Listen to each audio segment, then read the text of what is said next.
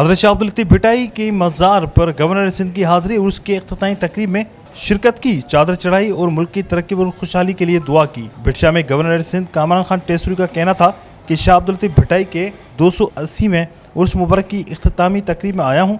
सिंध सूफियों की धरती है।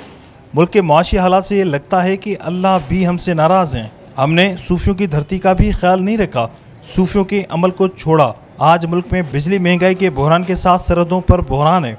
हमने दुआ मांगी है, अल्लाह उन बुजुर्गों के सदके मुल्क पर रहम करे। लंदन निजी दौरे पर गया था, नवाज शरीफ से मुलाकात की।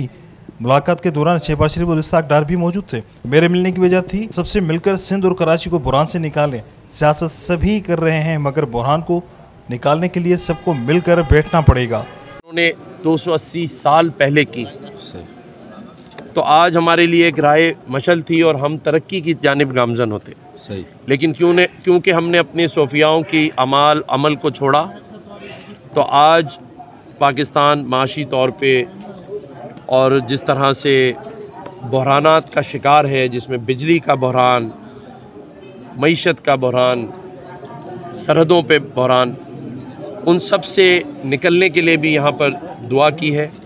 और उम्मीद यही है कि अल्लाह ताला इन बुज़ुर्गों के वसीले से हम पर रहम करेंगे और हम दोबारा से एक इस्तेकाम की तरफ गामजन होंगे।